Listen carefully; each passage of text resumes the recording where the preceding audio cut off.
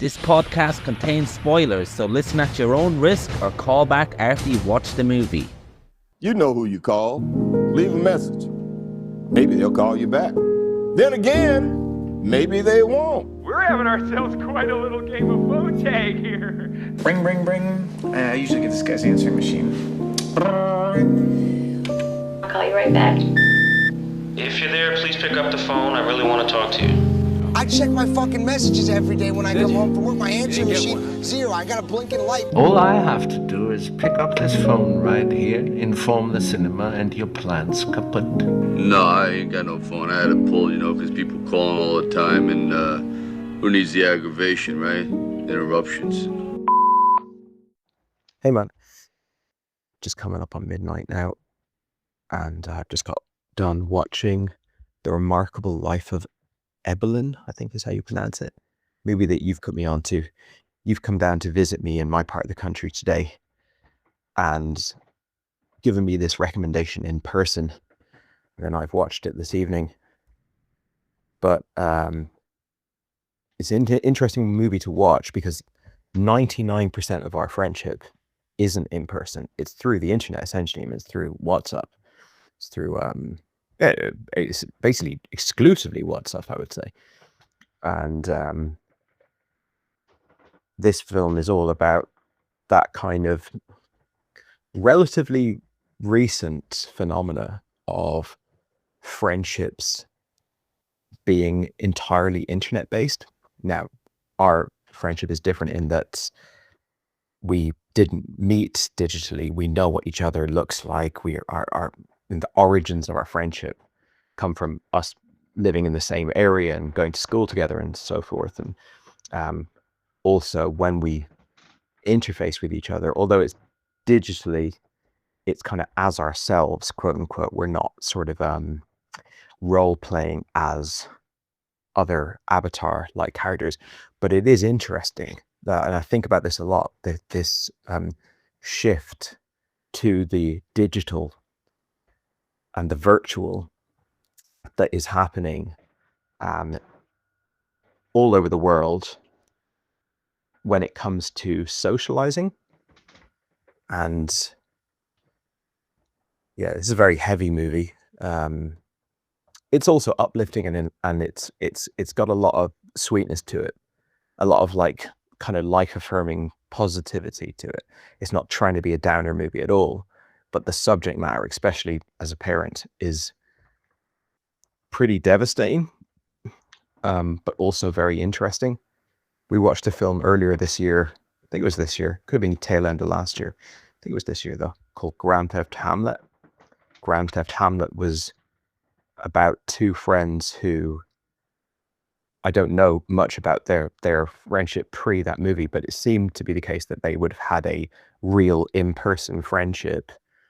And then when the pandemic started, they were kind of forced into digitizing their friendship, and they shifted it to inside the world of GTA Online.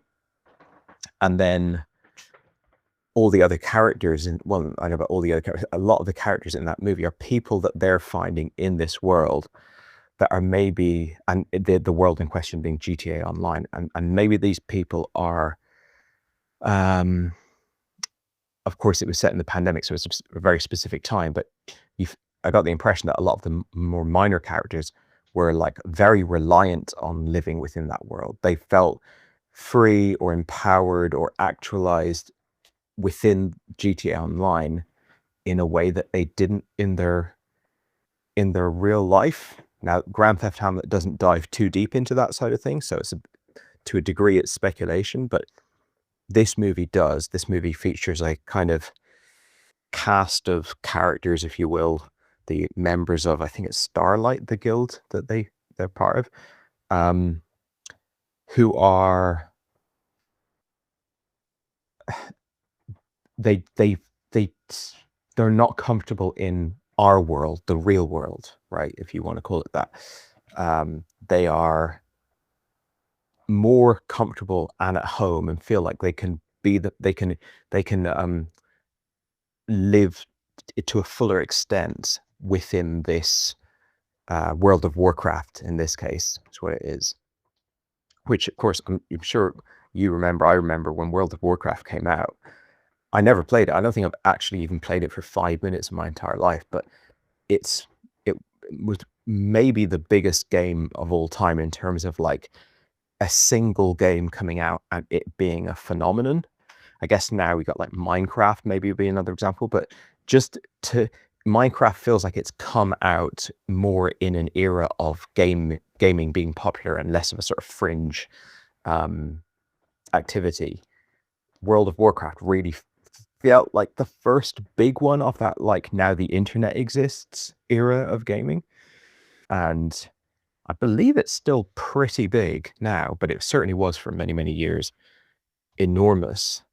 And this scene, it could be within a video game like World of Warcraft. It could be within a purely social space like Second Life was big back in the 2000s, or VR chat or VChat or something like that. Like there's a lot of these spaces that exist now. This is what like Meta were chasing for years, and I don't think they never actually figured out how to muscle in on that terrain. But I guess they did in a way with Facebook prior to like trying to do the metaverse. But these spaces that people find, they go, this is, I can be what I want to be here much more than I can in the real world.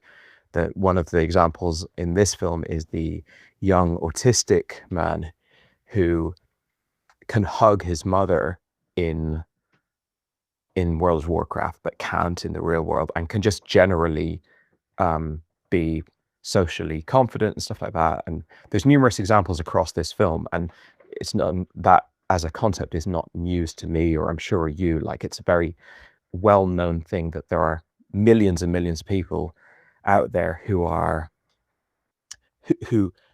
virtual spaces have allowed them to socialize or just exist in a way that is much more aligned with how they see themselves, like in their core, kind of like in the real world. You know, we go to school, we go to work, we go to group socializing, or we have relationships and stuff like that. And there's always this thing of like, who am I to me at my core? Like the real, absolute, most fundamental reality of that person that exists within me. And then like, to what extent, and this depends on how like kind of liberated you are. And so to what extent am I putting that into the world? And for example, in these virtual spaces, you see a lot of people who are trans because the way that they see themselves is so different to the body or the kind of the natural personhood that they have to walk around with in the real world. Even it doesn't have to be like a gender thing. It could be like, oh, in this virtual world, I've got blue hair and I'm like whatever, I'm this and that. Obviously, it's very driven by idealist notions about who you would like to be that are kind of formed by society's beauty standards and all sorts of stuff. So it's not I think a lot of this thing of trying to retreat into a virtual space where you can be something that you want to be is not always the most healthy thing, because sometimes it's maybe better to make peace with the fact that you have worth and validity as the way that you actually are. You don't have to look like Angelina Jolie or whatever. Like you can just, like, who you really are is of value in the world. And maybe like if you could find a way to express that value and have it embraced by others, that could be more gratifying. But then you look at a character like this, Mats, the main guy from the movie, incredibly tragic story. It's amazing the amount of times you see these documentaries or listen to podcasts and you realize how many niche conditions, physical conditions and illnesses and disabilities there are out there that like don't even have the benefit of like anyone's ever even heard of it, or people go, oh yeah, that, oh god, that's terrible, my aunt had that, or whatever. Like this is just, you know, 1 in 1,000 people have it, and you're just shit out of luck and you've got it. And the film opens with about 25 minutes or so of his whole life story, but with none of the gaming stuff. And like, you know, he was born and he's struggling, and this is kind of how it worked out, and eventually he died. And then they go back and they go, okay, well, like for 10 years or whatever, he was in another space, in this virtual space. He was doing his best to live his life, which is what we've done. You know, it's what I did in my 20s. I did my best to like try and make myself happy and satisfied and do, like, take a bite out of the apple and live life as much as I felt I could. But he's completely restricted to do that in the real world. He can literally like can barely move. So he's really doing that same thing that young people do, where they just get out there in the world and take a stab at like doing this really complicated thing that is living. And of course the space he's doing it in is World of Warcraft, and we've got this now documentary form version of it where they've taken the logs of like everything he said and everything that was kind of going on around him, and then they've got animators to sort of make an animated movie using the character models and environments from World of Warcraft. So like trying to, I'm sure it wouldn't have looked like that because it wouldn't have all the like expressive, you know, postures and everything like that, but trying to, it's almost like a what's the word? It's not homage. It's like a well, I don't know the right word, but it's kind of like a celebration of his life in this other world that his family didn't know about. So like taking it to its most polished and emotive level. Now, I'm very much still enthralled by this movie. I've stopped watching it, you know, half an hour ago or something. So I'm not like, I'm very touched by it, but I also have to be a little cynical of it feels like it's been a bit sanitized in a way. Like they've made him out, and this is fine. I don't mind this. I think this is a good approach to this documentary, but they've made him out to be like just the most incredible, beautiful, wonderful person ever, who's like got this golden touch. It reminds me of like Haley Joel Osment in Pay It Forward or something, where it's like golden touch human who comes into the world and they're just a bright shining light. And I feel like they've done that because of the juxtaposition they want to do between his family thought he never managed to connect with the world, and look, he connected with the world more than anyone. He was like the best of us. And I know they do later in the film do like where he's getting frustrated with his condition and his life, and so he's lashing out and he becomes difficult, but it still feels a little bit like contrived, some of the stuff in the movie. But at the same time, I don't think it's like completely unfounded. It like he's clearly what was meaningful to these people in this way. And I've seen this before, like not exactly the way it's in this movie, but I've seen people, one person I can think of who has gone on like weekend meetups with their online gamer friends, like literally flown to another country because like, well, we game all the time. We're part of a guild or whatever. And there's obviously loads of people who've like met their spouses in these kind of environments and stuff. And yeah, I find it fascinating. But I mean, I know that when I was traveling when I was younger and I was like very remote from people and I was using AOL Instant Messenger, like it was so Now it's just like, yeah, of course you got you can communicate with people through the internet, but like back in those early days of like Skype, chat rooms, AOL, all that stuff, MSN, Messenger, like that magical thing of like, yes, I could be in where I am right now. I could be doing the immediate, real, tangible, physical world that I'm inhabiting. But if I sit down at this thing and I'm just sort of sat there, and someone look over me and I'm just sort of sat, motionless, but I could be talking to anyone in the world, and I could be talking in a flirtatious way. I could be talking in a debatey way. I could be talking jokey, shooting the shit. I could be talking about a specific subject matter, like discussing a movie or something. I could be doing any brand of socializing, any part of me I want to express, whatever. And it's just through like hitting this keyboard and looking at this screen, and like that's just, I think we got to experience that not being on the cards, and then that sort of like coming into view. But I've seen lots of people who've like really, that has dominated their life in the way, maybe not to the extremity that we see in this film where he's on it 12 hours a day, but you know, it is their main sort of vocation, is like their life. Of course, maybe they have to work, maybe they have to like fulfill certain real world responsibilities, but outside of that, they are their main focus is the online virtual world. And I find that really interesting because I've got young kids who are going to be going into a generation that's beyond me, that I don't understand.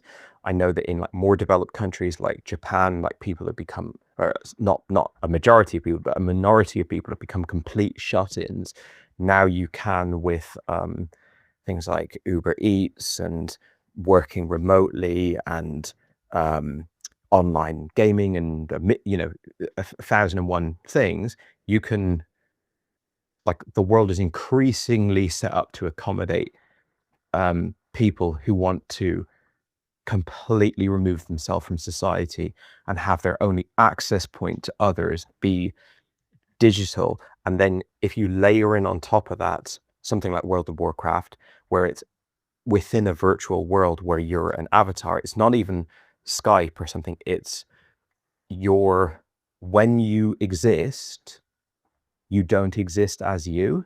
This guy Mats in this movie is a very extreme case because of his physical condition, but he's basically wakes up and then lives all day not as himself. And it is himself, of course, because it's him typing, it's him talking, but he doesn't look like that. He doesn't live in the magical forest and going to a tavern and all that. So I find that interesting because I feel like it's coming. I feel like by the time I'm dead and I've got to see a few more generations kind of live out adulthood, I'll probably have seen the type of thing that's in this movie become much more prevalent. I mean, it was already a thing 20 years ago, and I feel like it's becoming more of a thing. It's just like, oh, that's my alarm. I'm making bread at the moment, so I gotta do a little bit of that. Let me pause this and message you in a bit. So I knew nothing about this film when you recommended it, like not one single piece of information, but it does that classic Netflix thing of like, people aren't gonna watch this unless we give them like most of the context within the first minutes of the movie. Like if it's a true crime thing where he's like, you know, married some woman, but she turned out to be a serial killer. It's like, we need to at least give them something like, and that I thought it was the happiest day in my life, but little did I know that the woman standing beside me was going to turn out to be one of the most monstrous people ever. It's just like, let me fucking watch the movie. Let me watch the story at a natural pace. I've clicked on the fucking thing. Like, just let it be 20 minutes before I get to that information. So it's like from the jump, you kind of can guess a lot of the movie, but that's fine. I think beyond that, it's mostly devoid of Netflixification. For example, you'd expect a film like this to be more overly sentimentalized. I think the fact that it's mostly about Northern European characters who, like the Dutch girl, the Danish mother and son, and the various Norwegian characters, they're all expressing like the most hardcore, difficult, emotional subject matter that can be, but they're kind of repressing it in a way, and like they're not going super big with their emotions. They're kind of keeping it small. So it just, I respect that this film wasn't trying to make you cry harder than you naturally would. Like it's not like you know, it's not as hitting you over the head with a hammer of like the emotional notes of the film. It is still like, it's got the music and stuff like that. It's not like a completely cold movie, but I thought it was nicely weighted in general. And it's almost for me like too sad to cry in a way, like because of the situation just from the beginning of like, you have a kid and they are kind of on that path to an early grave, and their life is going to become increasingly more and more difficult and everything like that. Is like, some things are just, they're too hard. I can't even begin to like, it's almost like like emotionally disconnect from that thing because it's just too devastating a subject matter. The other thing that was a weird part of the viewing experience for me, and this is like, if I show this movie to my mother, this wouldn't even pop into her head one time, because her concept of what video games are like or what happens in video games is like just you name it. It could be Ready Player One, or it could be Tetris. It's all like, she just has no barometer for that. And I think this film plays best if you're not thinking about the like video game reality of it. But I'm watching this film the whole way through it, and this is definitely no flaw of the movie. This is more just like an unnecessary baggage. I was like trying to stop myself from bringing it to the table, but I just kept on thinking about what we're seeing is real. Like, okay, so we got the logs, and I don't know, I've never seen like the raw logs of World of Warcraft or something, but like, how, to what extent can you do things like, of course, all of the acting and all of the like the specific line readings, I mean, even just the fact that they're spoken word in the first place, but like out loud, but even like the shrugs and like diverting your eyes and stuff like that, all of that is not taken from the reality of how the gameplay played out. And that's fine. That's just like a you understand that's an abstraction. But then, like, the girl mentions that she like stole his hat and he came chasing her, and then he gave her flowers and stuff like that. I get that all that's possible in the game, but because so much of the game revolves around like really specific kind of like physical, they're in the same space, interplay and stuff, and like little moments and stuff, I'm sort of translating in my head to like the like 2000s or early 2010s or whatever it was, World of Warcraft. How much of an emotional read could you get off someone being in the same space as them? They couldn't hear each other talking because he wasn't doing voice chats. It would have been like very basic canned animations and emotes and stuff. And it's interesting watching this now, because I think it's like it's a nice piece in that they've taken the logs and then they've translated that into like almost like an animated feature film in a way. But I'm sort of like also can't help but constantly like trying to translate every scene back down to what would these interactions have been like in their base level. Yeah, that was just another like quirk of my viewing of the film. It is very sad at so many points, just watching him watch the world, even when the meetup happens of Starlight and all of the people are there and they're having a great time. And, you know, it's all of these like lost souls in a way, all these young people who are outsiders where they come from. But, you know, many of them, I'm not going to be so presumptuous. I'm going to say like that's the case for everyone, but I think that's a trend. And they've all then got to this one place where they all feel just so liberated and they're having a party and they're having fun. And then he still has to watch that from the outside in. It's like, even in my found family of outsiders, I have to be an outsider. I can never, there's no, I guess he can only have it in the virtual world. And, you know, watching all these like moments of courage that happen throughout the film were really touching. Yeah, it's got a lot going on. And it was making me feel very blessed and very appreciative of what I have. My wife and family are away in Spain on holidays right now, and was like, pause the film to like message them and tell them how much I love them and everything, because I was like, this is the type of, you need to see this type of thing. Podcast, like episodes, kind of true life podcast stuff does this a lot for me as well, where it's like you see something like this and you're like, Jesus Christ. And the fucking like the strength of character and the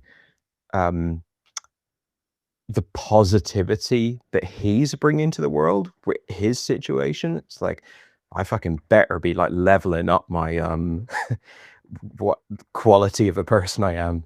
But yeah, nice little documentary. It's very heavy, and it's an interesting filmmaking form, I suppose, in the sense that like it has standard documentary stuff in it, but it also has like so much of it is taking place within this game engine. So that's, you know, we've talked about that a fair bit lately.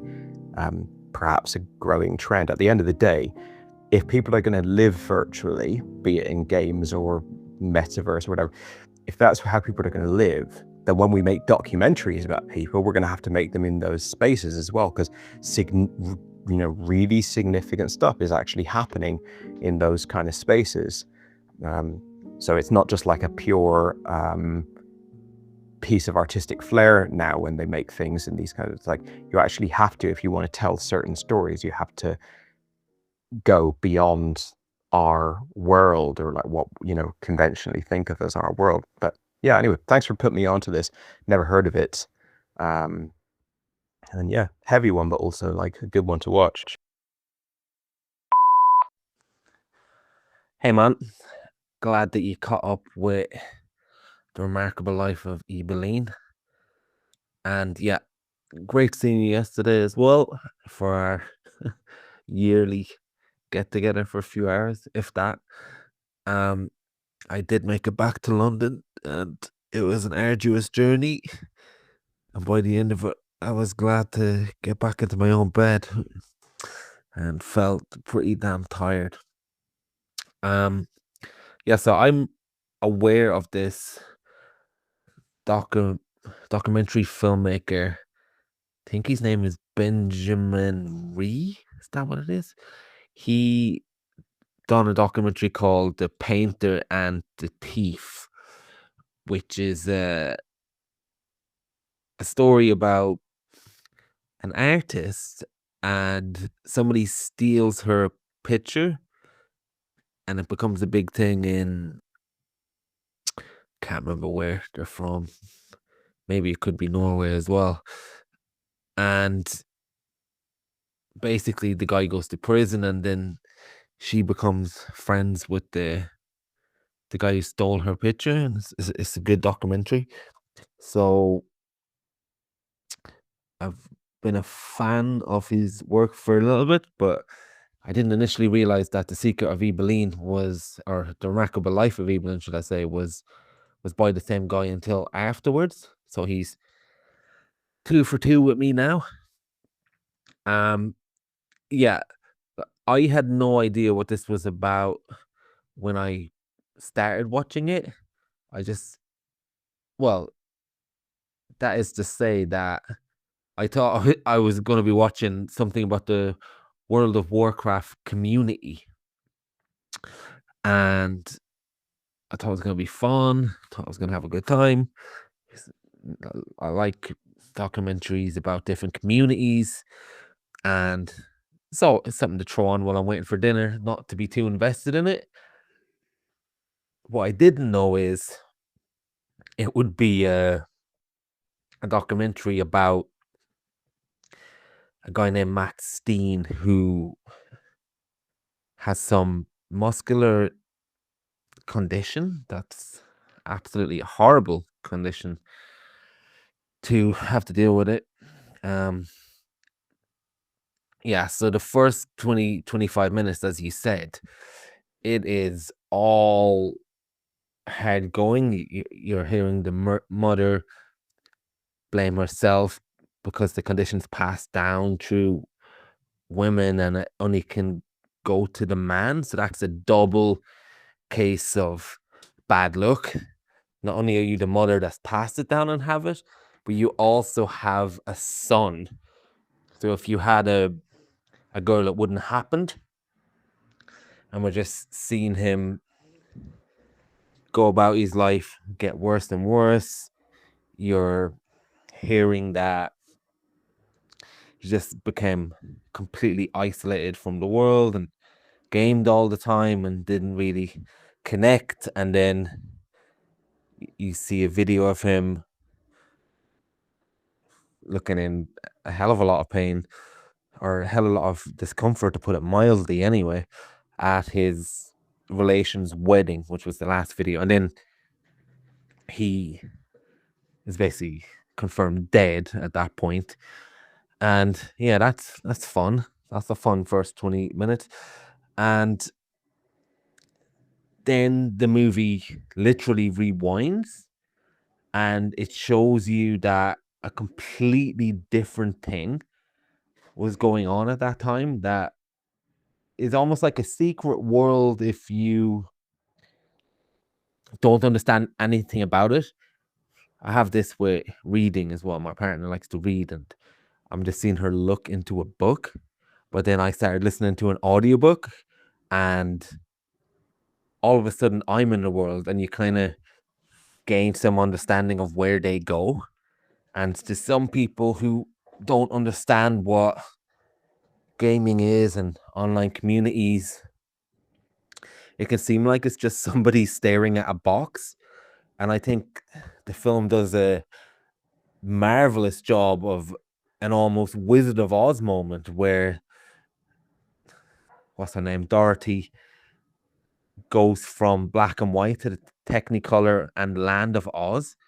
We get an amazing moment of that that's very reminiscent of it when we see Mad staring at the screen, and then we get transported into the world of World of Warcraft, and it does a good job of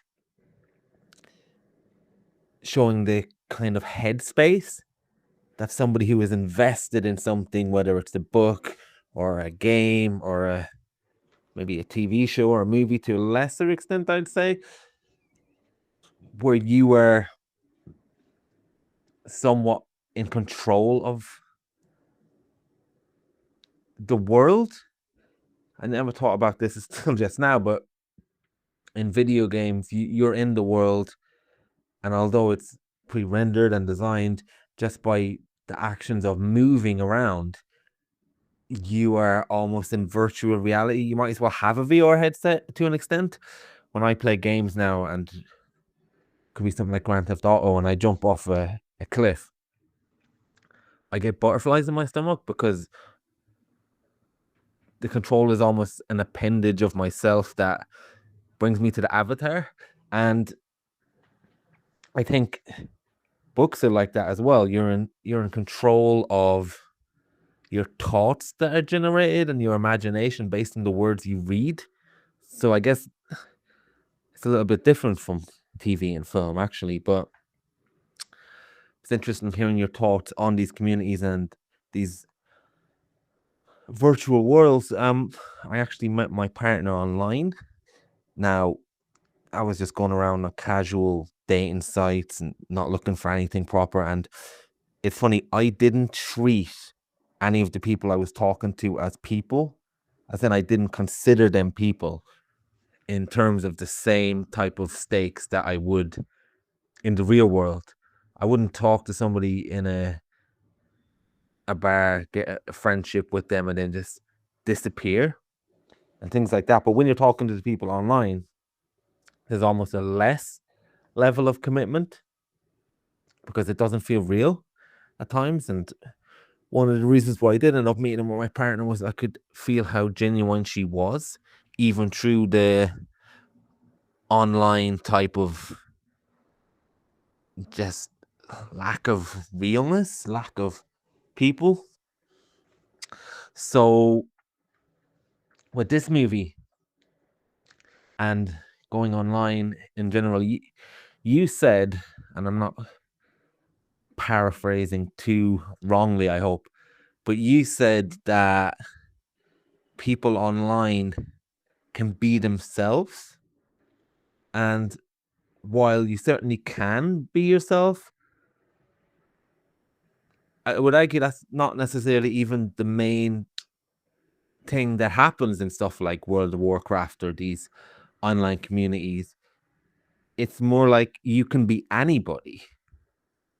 And you can be so far removed from yourself and your own restrictions and societal restrictions that you have an almost non-binary approach to be whatever you want, really. So, but what's interesting is even within that context, and even within the world of World of Warcraft or any online game, some parts that are fundamentally true to your character do come true, despite playing as a Viking gladiator or a silent assassin or whatever hat you want to try on in these worlds. Inevitably, some of you does come true at times, and I think that's what's more interesting, that you can be somebody who's bullied at school, for instance, and you can go online and you can pick an avatar that's a big muscle bound any type person. You can start acting like the total opposite of who you are. Then there's a possibility that some parts of your vulnerability and your personality may come true even within that.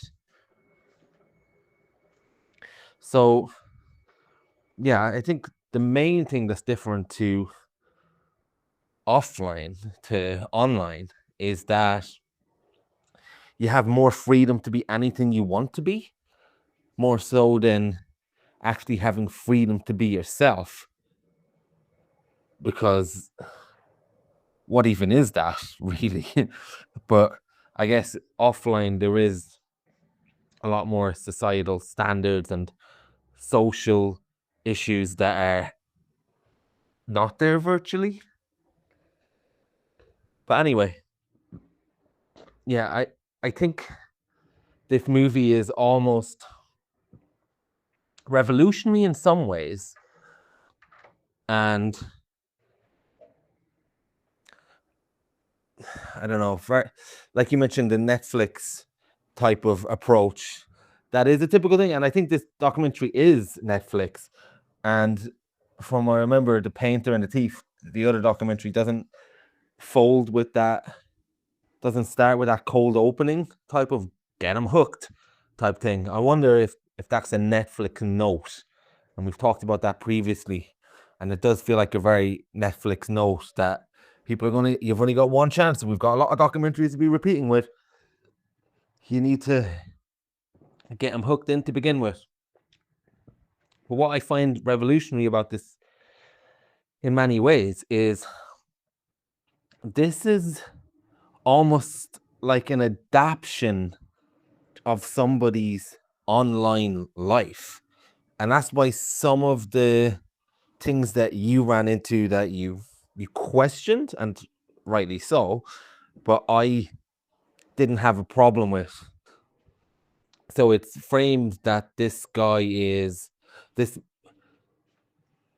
movie, shall we say, this adaptation is based on 48,000 lines of dialogue and recorded emojis and emoticons within the game as well. So you'll be able to tell if somebody did a laughing expression or an angry expression. And I think some of the conversations are based on the forum that's associated with World of Warcraft, where they have conversations outside of the characters, and that's all compiled based on this information. And whether it is or whether it's not, and to what extent is irrelevant to me almost, because just like you take a book and you turn it into a movie, or just like you take a look at someone's life, and like it could be a musician, although that's usually done very badly, and then you adapt their life story and you create a picture based on those things. I think this is the exact same thing. This movie it's an adaptation of their life in order to tell a story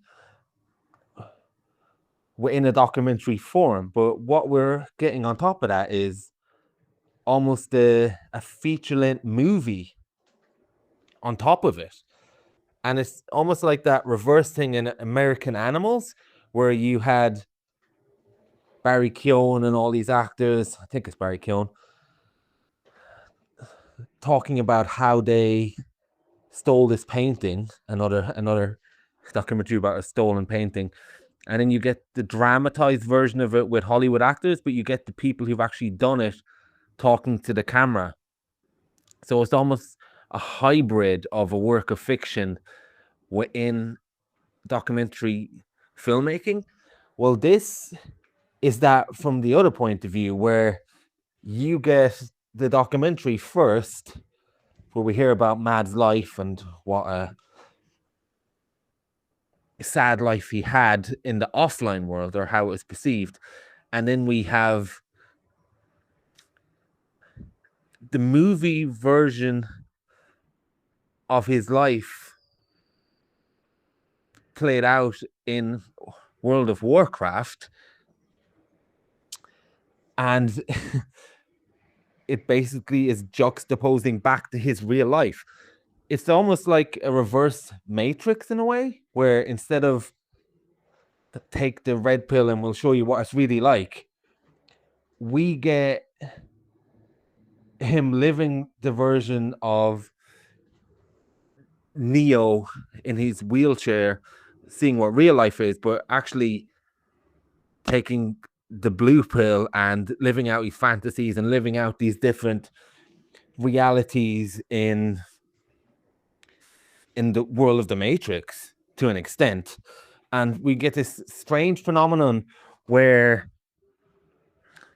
yeah, it's a documentary, but at a certain point, we are getting a movie within a documentary, and it takes on a work of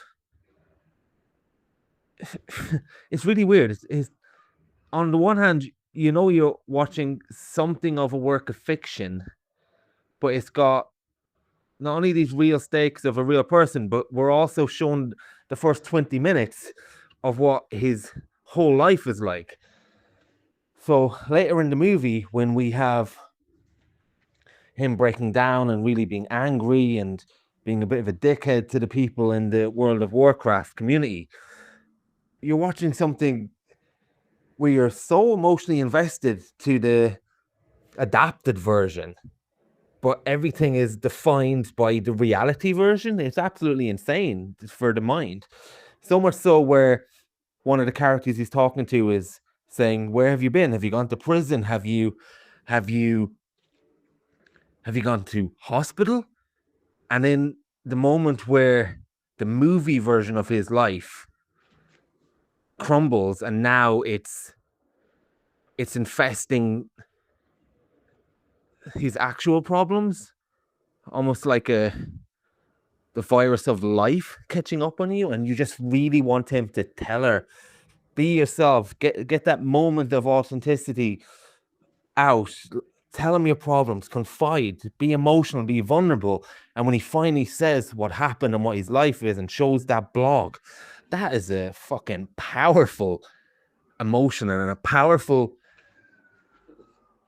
tightrope to portray on screen, where the real meets the fiction, both for Mads and for us, the audience.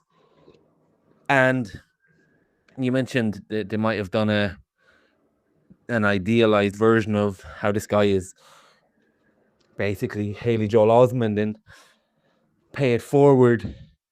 I mean, you said that in jest, but you're just talking about the liberties that would be taken. I had no problem with that. Not saying that you didn't, but because I knew I was watching an adaptation of his life, when the real version of his life, for one, as I mentioned, and number two, I don't know, sometimes after somebody dies, or maybe after you find out what someone's been going through, like when we do see his blog and he said he shared it with all them eventually, you probably are thinking, this guy helped me and wrote a letter to my parents and thought of me when he was going through all that, and he helped me with my son when he was going through his own problems, didn't tell me. Then that type of advice and those moments that you remember are almost given even more gravitas. So maybe it did or didn't feel like a massive thing at a time. Now I'm not as cynical as you when it comes to this. I think it probably did mean as much to them, because it doesn't take much for stuff to stick out in your mind. And we were talking about levels of articulated advice that have stayed with you in your life at various times the other day, where the driving instructor said to you, a green light isn't always a green light. Or Robert Rodriguez saying something along the lines of, you got 50 bad movies in you before you have a good movie. You'd be surprised how much somebody giving a damn about you would stick in your mind. Because just because you're the type of person that gives a damn about people, and I'm the type of person that gives a damn about people, you'd be surprised how much people have never been given a damn about by anybody.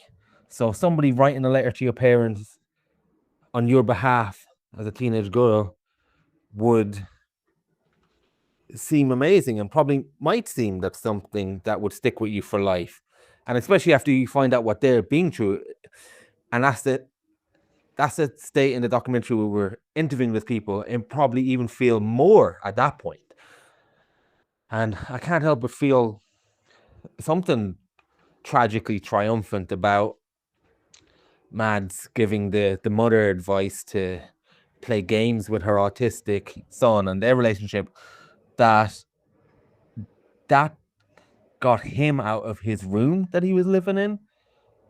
And while Mads is basically confined to his room, so there's a tragically beautiful juxtaposition of that, where a guy who couldn't get out of his room got someone else out of his room to live his life. Like, that's inspiring stuff. And in the interview itself, I can't imagine how that would be sugarcoated when you listen to the son talk about how he saved his life. that he wouldn't be genuine and feel that in the moment anyway. Now, whether he felt it as much at the time or as when he found out about Mads, that's a different question, but it seemed to face value when it was shown in the documentary. So I didn't question that. And yeah, again, you talk about you couldn't help think about how did they get these emoticons and everything like that. Again, it didn't bother me because I fully felt that I'm just watching an adaptation based on text of World of Warcraft, and that achievement in itself and that realization and that animation and that way of storytelling was so fucking fantastic to me that I didn't really have a problem with it, because I thought we were on new territory here when it comes to an adaptation of something, and just the way they created a picture of this guy running around this land and people interactions and people getting to know people. And you know, when they're talking about that hat story when they met and like how much did it play out like that, let me just say, when you're role playing, and I don't know how much you do, but the smallest detail in how it can manifest in your mind to seem like an even bigger thing while you're playing and immersed in that world can be startling. Like, I play Football Manager, and I made a persona of myself called Androlini Fiorelli, who is an Italian manager who was a great tactician and whatnot. And I would lose 1-0 or I'd win 2-1, and I'd be talking to nobody in this instance, and I would take a kernel of what happens in the game, and I would be doing mock press conferences to nobody, or where I'm saying to myself, well, I think we done well today, we have a chance, we go in, we have a game on Saturday. And this is to nobody. The amount of exaggeration and mileage and immersion I'm getting from numbers and statistics and every sort of thing. I can only imagine what something means to you when you're interacting with somebody and you're going in a world that you're already giving yourself to and giving your imagination to, that someone taking your hat can become in the level of mythology of your experience of that game, or just what someone giving a throwaway line of dialogue. And remember, my partner watched this with me as well, and she said, well, that was depressing. And my comment was, well, if you saw someone like that on a wheelchair walking down the street, that would be depressing. But when you get this extra, I don't mean as someone in a wheelchair, just normally in a wheelchair, I just mean at this level of muscular problems I'm talking about, you would think, yeah, that's pretty depressing when you see a fellow human being suffering. But this movie is uplifting, considering you're getting because you already know something like that's depressing, but you don't know something like this can have the power to uplift, and how Mads uplifted so many different people that he came into contact with. And you just see the funeral at the end, and you see people talking about him and what he's done for them, and the dad being able to talk in a way. And it is a phone your family type of thing. And not that documentaries like this should just serve that purpose, but you can't help but feel that way having watched a documentary like that. But on top of that, I thought it was a very interesting subject, a very interesting focal point for the documentary, and a very interesting way of storytelling. Yeah, a very interesting piece of storytelling, and a very interesting exhibit when sort of thinking about the documentary film form. I feel like regardless of the quality of this movie, it definitely deserves its place in terms of documentary film studies. I just want to clarify something though. you said there that when I was watching it, I was struggling to get my head around how did they get all of this material, like the gestures and the acting and stuff. I don't. That wasn't what I was trying to express. So I understand that there's a log of every emote that was performed, and maybe even down to the level of where every single character is stood at any given time. I'm not sure how much context would be in the logs, but whatever the context, it wouldn't have been anything like what we see in this movie. Now, I get what you're saying about, like, no matter how limited something is, like, we grew up playing games in like the early 90s, and what was actually visually on screen was very limited, but you as the player extrapolate massively from that. So you're having a much more, when you think back on playing old games, in your head, they're so much more immersive and fleshed out, and the animations, the character expressions, everything like that, because you're adding what it really means to you on top of it.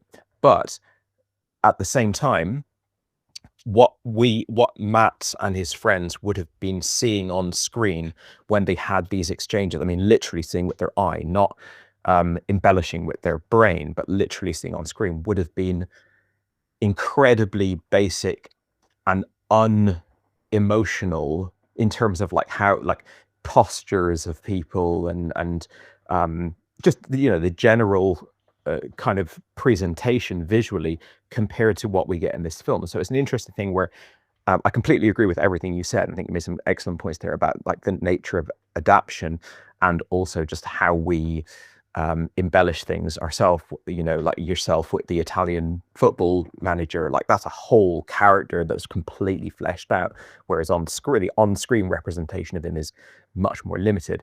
But still, there was a thing where I'm like, okay, I'm watching something that, to me as an audience member watching a documentary now, has got a lot of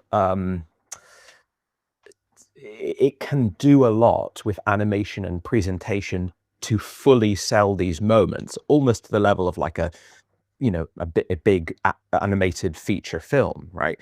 But it's like, because what I'm seeing is so radically different to what happened on screen, even if it's emotionally true, there's this constant thing going on in my brain in terms of like imagining how, like, they're almost like assuming, maybe correctly, but they're assuming that these moments, the fake version that we're seeing on screen, that it meant to them or it felt to them the way, this way. Like, this is the true thing. Imagine if you go like, there's an author who wrote a novel and it's never been visualized, it's never been illustrated or adapted into animation or live action or anything like that, and the author's dead, and then you come in and you go like, this is what it looks like to them in their mind's eye, the way I'm drawing these characters, the way I'm drawing this world, or filming it or whatever. I am making the claim that this is an accurate visual representation of it, but without the ability for that author to kind of go, yep, that rings true. That's actually what I was going for.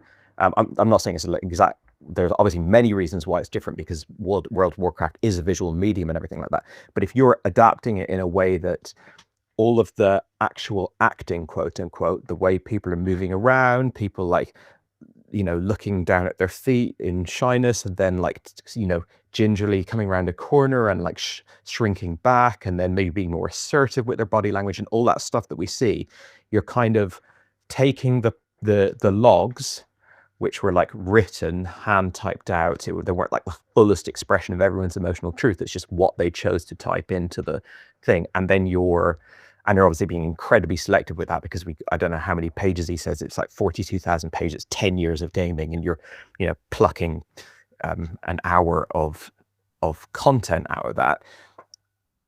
What the filmmakers choose to present to us is not necessarily accurate to how it felt. What it's not just that they had to make some concessions because of the difference in medium, but they're just acting the way that they would have acted if they'd had that level of sophistication in the emotes and stuff like that. Not necessarily. It's made by people who didn't live it, right? So, and all of that's fine, and all that's really interesting, because I like in documentaries when they, instead of trying to ignore the fact that by making a documentary you're inherently warping and falsifying your subject matter, even if you're making the most earnest possible attempt to capture the reality and the truth of the situation, you are making a new thing that's not real. And most documentaries lean into this in the sense of, like, they deliberately falsify the whole thing to try and make it more dramatic and more compelling and stuff like that. This film is quite tender and respectful with its subject matter. It's obviously very reverential of Mats, and it's like this. I mean, I don't know if his family got any kind of like input on the edit or anything like that, but like this feels like it could be made by his family with how respectful and loving it is to the subjects of it. So, and it's not like they've gone and they've done some like massive big like tabloid, smear thing or something. But it was interesting. That was an interesting thing going through it, of like, how did this really feel? How did these moments really feel when we watched them on screen? We watched a couple of people sat beside a lake having a chat. One person comforts the other person, whatever. The animated film version that we see, we have a very specific read on how this felt for the participants, and it's an open question to me how it actually felt for people, because that's almost like you can't get that from the logs, you can't access that.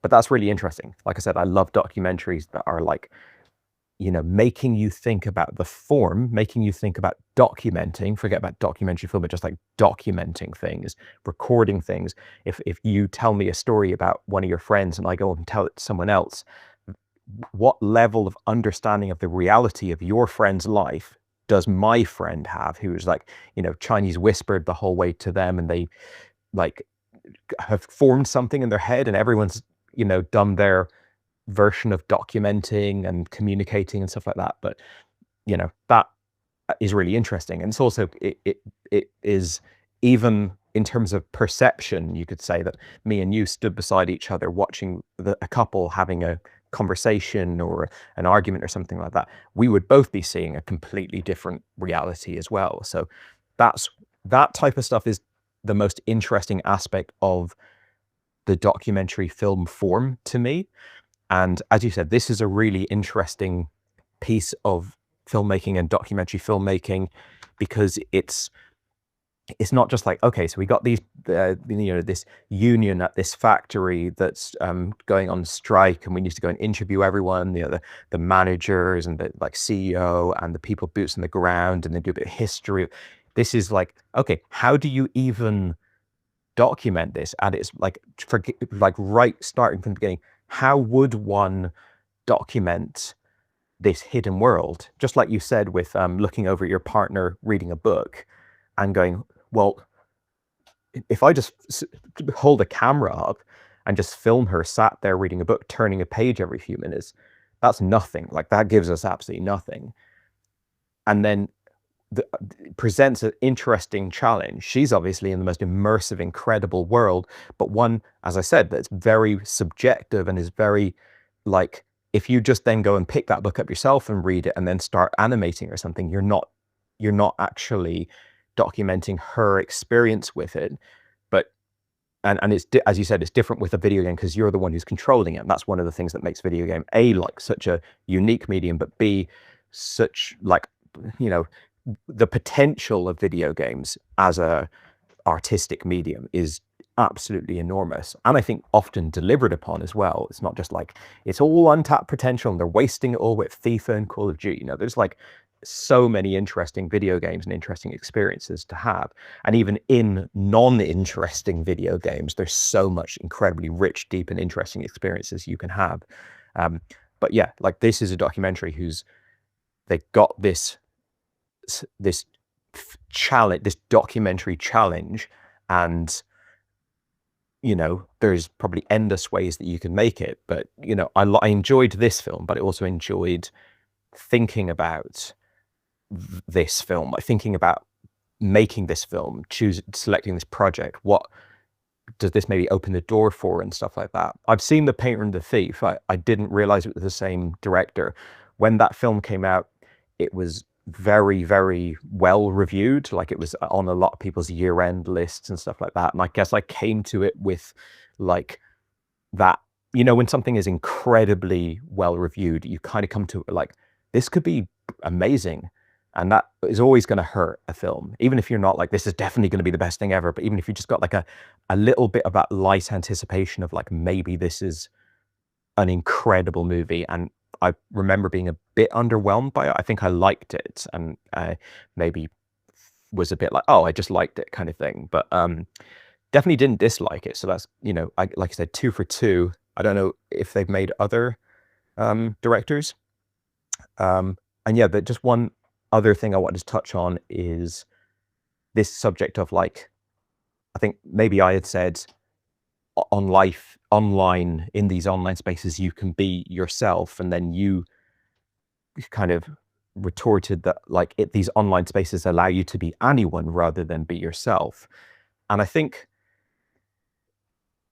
for me, and without getting too like Freudian or like really high-minded, I think the self it can potentially be distilled and described as a singular thing, but it's also very natural to think of the self as very fractured, because we're so full of contradictions. We have so many different sides to our character that are born out of different situations, different environments and contexts, different moods, just different subject matter responding to different things. So like there's never really a time where you're just like being the perfect union of everything that you are. There's no moment. There's moments that are like that is like epitomizes this way in which you are. Let's say you're feisty. There's maybe a singular moment in your life or singular action you could do that's like that perfectly highlights the way in which you are feisty, but it doesn't highlight the way in which you are anxious, or the way in which you like your sense of humor, or your whatever. Like that, we contain multitudes, as they say. So I think, yes, being online spaces, virtual spaces, they allow you to be anything, but the very desire to be X or Y or whatever is an expression of the self. So when you go, like, you see people a lot of the time, they are kind of trying to access, and this isn't the only thing people are doing online, but a common theme you see is like people trying to access aspects of themselves that they have felt in their real life limited to be. Maybe it's like, this is something that I want to be more so. I want to be, better looking, or braver, or stronger, or obviously, like I've said, different gender. I want to be, people see me as stupid and I see myself as stupid, but this character I could be is someone who's like really intelligent and wise and revered for their knowledge and stuff like that. And so it can be a sort of like wish fulfillment thing, but I think the actual mechanism of becoming that thing is obviously the impulse to do it, and the way in which you do it and everything like that is a reflection of yourself. So it's not as neat as like you go up to someone in some virtual world and you have a chat with them and you're like, now I know their true whole inner self. It's like, it might be radically misrepresentative if just taken out of context, but it's interesting now that these so many more digital terrains are opening up for people to express themselves. And I'm not going to like be utopian and minded enough to go, eventually we'll be able to just fully express every single aspect of ourselves, because there'll be all of the right spaces and it'll all be healthy, and everyone will feel like they have nothing that they're unable to get out there into the world. But there is something to that.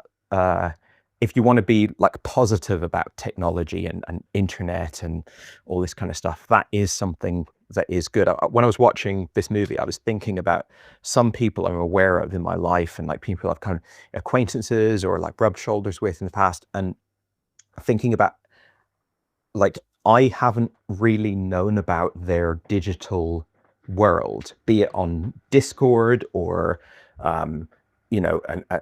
like World of Warcraft or whatever it might be. I haven't like sort of been stood behind them looking over their shoulder, seeing how they chat to people. I don't know any of their online friends or anything, but I know that they have that going on. Like I know that that's a part of their life.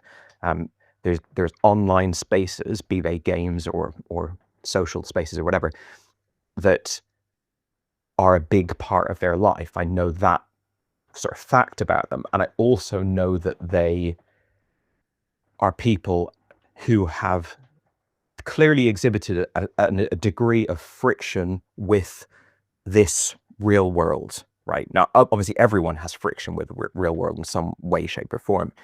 But, and I'm not trying to say that, you know, people who are like big into online spaces are like misfits or outcasts, like one and all. I'm not saying that at all. I'm just saying I happen to have some personal experience with seeing people who like are quite at odds with our world and who also spend a lot of time in digital online worlds.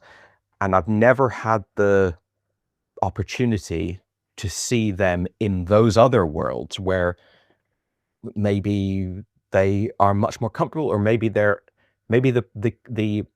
way that they fit into that society, if you will, is so much more empowering and potentially even more healthy. I don't, you know, I'm not going to make grand claims about it, but it could be a much more high functioning life that they're leading somewhere else out there. And this film had me thinking about that. Just like, you know, you look at your partner reading a book and you can't know what they're up to in a way. There's a lot of people in the world. You go into a shop and someone serves you, or maybe if you work in a big company with loads of people and there's like, you know, this quiet person over here and things like that. And they could be just spending 24 hours a day in our world. Yeah, of course, they've got their own minds that they can retreat into and everything like that. But they could be literally, a lot of their life might be in something completely alien to us. Like online spaces are much more alien than like France or some country that we don't live in. Like there's a lot of people out there, I'd imagine, who are living a lot of their life, even if it's only even if it's not a lot of the hours of their day, just kind of in terms of their investment in it, it could be a lot of their life, in worlds that we have no fucking clue about, don't understand. And this film gives you quite a nice positive impression of that. And as I said in my previous voice message, I think that will become increasingly the norm. And I think there's things that worry me about that, but there's also like, you can't just be completely dismissive of it, because it's also very easy to feel completely disenfranchised with this world for one reason or another. Obviously, Mats is in an incredibly difficult situation, but loads of people are for one reason or another. So yeah, all really interesting subject matter. A good documentary will often stir up a lot of conversation, a lot of contemplation, and end up being almost richer and more rewarding in it conceptually, or in the aftermath of watching it, rather than the actual viewing experience. I enjoyed the viewing experience as much as you can enjoy this terrible, horrible subject matter, but obviously it's got so much like positivity in it as well. Yeah, thought-provoking and interesting to hear that it's from a filmmaker who's like, you know, already had a couple of substantial works under their belt. So curious to see what else is in there.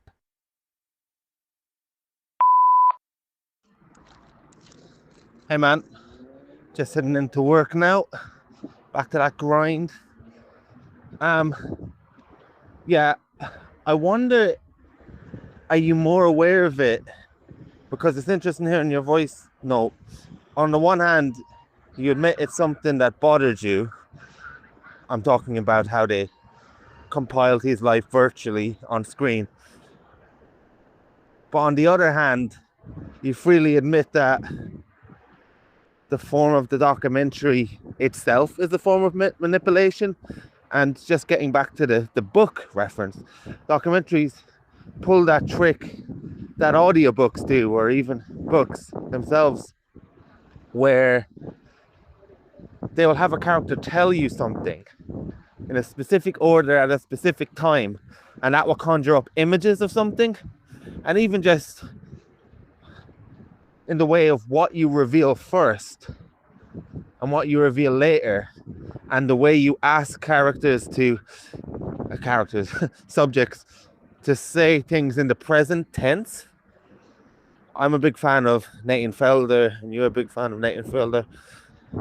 And you haven't seen The Curse, but basically he's a documentary filmmaker in that. And it shows you behind the scenes some of the manipulation techniques. Just, it's not part of the plot or anything, but just how they ask him to say it in the present tense and little things like that. So I feel like, and I also wonder if this wasn't a new way of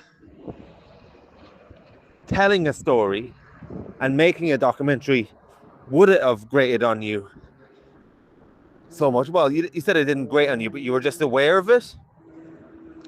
Whereas if it was the other way around and you hadn't seen a documentary before in its traditional form, would you be wondering, well, why? How come they did it like that? But it's almost like we've come to accept the genre of documentary filmmaking in a certain form, and you just accept it as something that it is. Whereas if it's something new, it almost calls into question what you said, because you're just not used to it and you haven't accepted it in the same way of traditional documentary filmmaking. Because you, in your voice note, you rightly called into question that side of things in traditional documentaries anyway. But I doubt when you're watching a traditional documentary, you're thinking about that at this stage. It's more like in an action movie, you accept that people won't die after getting a bat to the head. You know, that just comes with the genre. Wonder if maybe in 20 years and we have a lot more of these type of documentaries, would that even enter your head? And regarding your comments with Sigmund Freud and the self, like, why are you bringing that guy into it? He wanted to fuck his mother. But with the sense of self and all that, yeah, you're right. In one instance, because it comes from that person, it is inevitably a sense of self, like, to an extent. But I'm more talking about, and this is what games are built on, and sometimes I watch a sci-fi movie, I want to play as that sci-fi character, and then they make a game so I can be that character. I'm not taking any elements from the self, I'm taking elements from the other, if anything. And I just want to role play. Like, people like acting, people like plays, people like just having complete fun from an early age, pretending to be a king, to pretend a queen, because, well, Irish people probably don't to the same level, but let's say a Disney princess, they want to be that Disney princess, or like they want to dress up as a superhero.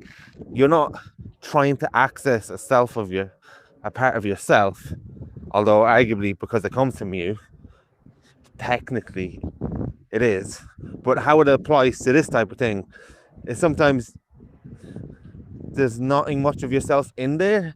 You're just purely role playing as a character that you've seen, that you want to be. So you might have someone, you know, these edgelord people that are just trying to mess people's game up.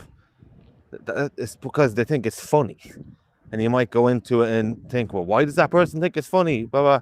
Yeah, sure, maybe, but maybe it's just funny in that instance, in that moment. And in the real world they wouldn't do that because there's such a lack of consequence that it doesn't even matter. And I saw a documentary called Hypernormalization, and it was talking about the onset of online communities and in the 1970s how they were set up in this idealistic way and how people wanted to get away from reality because they found it too essentially manufactured and dystopian and commercial, and they just wanted to be free. And how the online sphere to begin with was set up by a bunch of acid heads essentially who had wild dreams and wild imaginations and just wanted to set up a virtual hippie space almost. And through time, the online space has adapted the same commercial things and the same type of targeted ads and the same type of things that happen offline has happened online now, which is crazy. It's like you created a space to get away from it, and over time the same elements that you tried to get away from follows you. But like you said, we could talk about this type of subject endlessly, but it's a sign of a good documentary that not only does it have a good subject matter, but it has all these other questions, as you said, that just comes to light that you could talk about all day. Hey man, just launching into my work week now. Yeah, I think we feel very differently about how true to oneself role-playing is. I think like anytime someone's in a game, whether they're like a Viking swinging an axe, jumping off, you know, like whatever, like I think that's them being themselves, like way more than it's them not being themselves. But yeah, that's like a massive sort of philosophical can of worms that you know, welcome to indulge you in, but I don't think it's necessarily the right conversation to be having about this movie. I also just wanted to clarify, it didn't bother me at all, the fact that like this question about, or this disconnect between what we're seeing on screen in terms of the animated depiction of his life within World of Warcraft versus the reality of it. It's just something that I can't get away from when I'm watching it. It's not a case of bothering me. It's just like part of the viewing experience. It's exactly the same when I watch other documentaries where I'm kind of watching it going, I'm viewing the film and I'm also sort of curious about the reality, because at the end of the day, this is based on a true story, and it's based on a true story that they cultivate an interest in from you. Like you're watching this film and increasingly becoming invested in his life and him and his story and all these people in this world. And so for me, it just kind of naturally follows that I start in my head picking apart like the artifice from, you know, what I would have as my sort of guesses of the reality of the situation.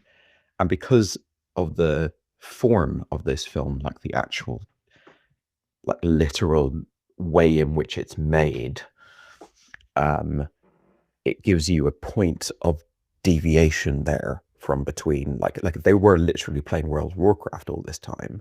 So if you got like if they had been recording their screens the entire time, that would have looked incredibly different from what we see on screen in terms of like how people were acting and stuff. Likewise, if they'd been speaking into mics instead of typing, their voices like emotionally and expressively would have been radically different from the acted voice that we get. And so it's just, I find it really interesting that like the filmmaking challenge of how can we sort of speak to a truth beyond the animation limitations, beyond the like young people, how how they're going to actually like express themselves verbally or written, and how can we make an attempt to capture the undercurrent of what they were feeling and how they were acting, and because the movie is so focused on the virtual and the unreal, or whatever, the kind of escapism, and you know, these are people in, I guess, like the late 2000s or something like that, maybe mid 2000s, I don't know, who are trying to take a stab at a life that's kind of beyond their limits. Like if they had been given the chance to play World of Warcraft or whatever games, like 30 years later, they'd play the 30-year later thing, because they're looking for like the most immersive, sophisticated like engine that will allow them to grab at something more impressive and romantic and exultant and escapist. And so this film can kind of take them a few steps beyond what was actually possible for them to do or whatever. So if it's sort of kind of filling in the blanks of like their brain was embellishing it with and stuff like that. So it's all really interesting subject matter. It definitely didn't bother me. It's just, you know, one of the major parts of the viewing experience for me. But yeah, definitely interesting subject matter. And I think when we've talked about Grand Theft Auto, Grand Theft Hamlet, we talked a lot about like video games, technology, virtual worlds, all that kind of stuff. And you know, that's two movies that we've talked about recently, or in the last year at least, that have inspired a lot of conversation on that subject. So you know, I feel like those two are like, there'll be more of that. The more the like virtual spaces become a fundamental part of our lives, there'll be more art, whether it's comics or TV shows or whatever, that that dissect that. And it is really, really interesting subject matter to explore. So yeah, another one that did it well here. Your mailbox is full. Please delete new or stored messages which you no longer need so that new messages may be received.